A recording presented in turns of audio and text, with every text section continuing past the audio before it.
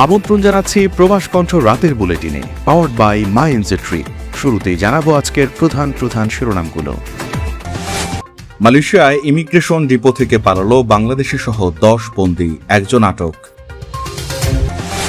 নেপালেও শ্রমবাজারের 25 এজেন্সির syndicate, Malaysian রাষ্ট্রদূতকে ডেকে ব্যাখ্যা চাইল নেপাল সরকার। এবং মালয়েশিয়ার শ্রমবাজার সিন্ডিকেটের হাতে তুলে দেওয়ার ষড়যন্ত্র চলছে, অভিযোগ জামায়াত ও এনসিপির। দেখছিলেন শিরোনাম, এবার বিস্তারিত। আপনিও কি আপনার নেক্সট ট্রিপ প্ল্যান করছেন? তাহলে আপনার জন্যই মাই এনজে ট্রিপ, যেখানে এয়ার টিকেটস এবং হোটেল সব পাওয়া যাবে এক প্ল্যাটফর্মে, with a very affordable fares and endless options.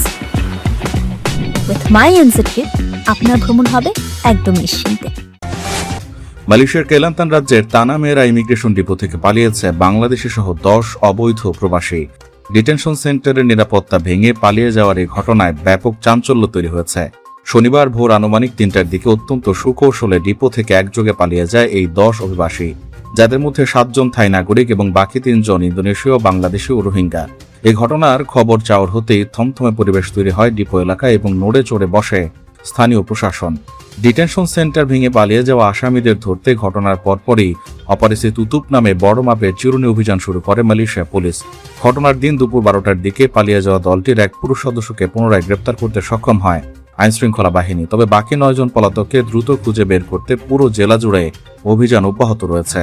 জেলা পুলিশ প্রধান সুপারিনটেন্ডেন্ট মোহাম্মদ হাকি হাসবুল্লাহ গ্রেপ্তারের বিষয়টি নিশ্চিত করলেও পলাতকদের বিস্তারিত পরিচয় বা কিভাবে তারা কেন্দ্রটি ভেঙে চম্পট দিল সে বিষয়ে তদন্তের স্বার্থে কিছু জানাননি।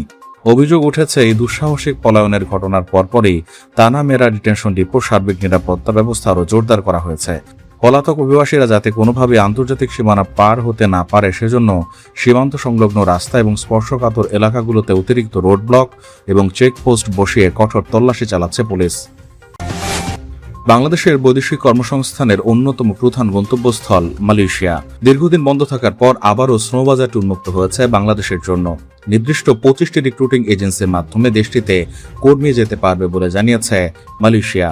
তবে বাংলাদেশের সঙ্গে নেপালি শ্রমিক নিয়োগকে কেন্দ্র করে নেপালের 25টি রিক্রুটিং এজেন্সিকেও সিন্ডিকেটে অন্তর্ভুক্ত করা হয়েছে। নেপালের আনুমানিক 1200টি নিবন্ধিত রিক্রুটিং এজেন্সির মধ্যে মাত্র 25টিকে মালয়েশিয়া সরকারের foreign worker centralise management system বা FWCMS এ নিবন্ধিত রিক্রুটমেন্ট এজেন্সি হিসেবে তালিকাভুক্ত করা হয়েছে।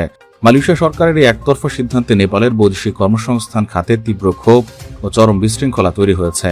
নেপালের ব্যবসায়ীরা জানিয়েছেন, দীর্ঘদিন ধরে পর্দার আড়ালে চলা এই সিন্ডিকেটের চক্রান্ত অবশেষে বাস্তবায়ন শুরু হয়েছে। এই সিদ্ধান্তের ফলে আইনিভাবে নিবন্ধিত নেপালের 1175টির বেশি ব্যবসা প্রতিষ্ঠান বাজার থেকে ছিটকে পড়ার ঝুঁকিতে পড়েছে। এর ফলে মালয়েশিয়াগামী দরিদ্র শ্রমিকদের উপর বিশাল আর্থিক বোঝা বৃদ্ধি পাবে এবং তাদের চরম শোষণের শিকার হতে হবে বলে ব্যবসায়ীরা আশঙ্কা প্রকাশ করছেন।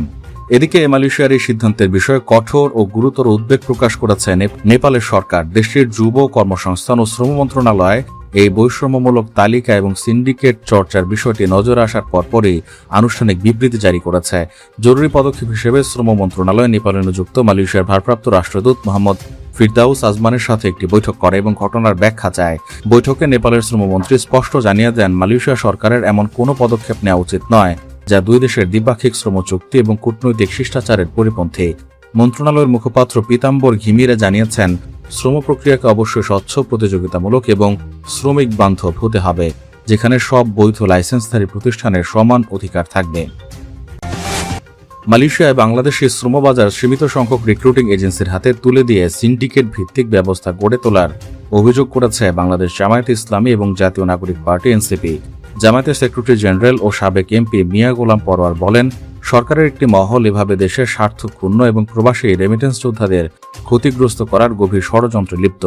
পৃথক আরেক বিবৃতিতে এনসিপির মুখপাত্র এবং আন্তর্জাতিক সম্পর্ক ডায়াসপোরা বিষয়ক উপকমিটির প্রধান আসিফ মাহমুদ সজীব ভুঁইয়া এক বিবৃতিতে বলেন, মালয়েশিয়ার শ্রমবাজার পুনরায় উন্মুক্ত হওয়া বাংলাদেশের কর্মপ্রত্যাশী মানুষের জন্য একটি বড় সুযোগ। আমরা কোনোভাবেই চাই না অতীতের সিন্ডিকেট ভেঙে নতুন কোনো সিন্ডিকেট তৈরি হোক। একজন বাংলাদেশি কর্মী বিদেশে যাওয়ার জন্য জমি বিক্রি বা ঋণ নেওয়ার পর তার কষ্টার্জিত অর্থ যেন কোনো সিন্ডিকেটের পকেটে না যায়, সরকারকে সেই নিশ্চয়তা দিতে হবে। জামায়াতের বিবৃতিতে গোলাম পরোয়ার বলেন, বাংলাদেশিদের জন্য মালয়েশিয়ার শ্রমবাজার অত্যন্ত গুরুত্বপূর্ণ। দেশটিতে কর্মরত প্রবাসীরা নিজেদের পরিবারের সচ্ছলতার পাশাপাশি দেশের অর্থনীতিতেও গুরুত্বপূর্ণ অবদান রাখছেন। তাদের স্বার্থ রক্ষা, নিরাপদ কর্মপরিবেশ নিশ্চিত করা, হয়রানি বন্ধ এবং আর্থিক নিরাপত্তা নিশ্চিত করা সরকারের নৈতিক দায়িত্ব।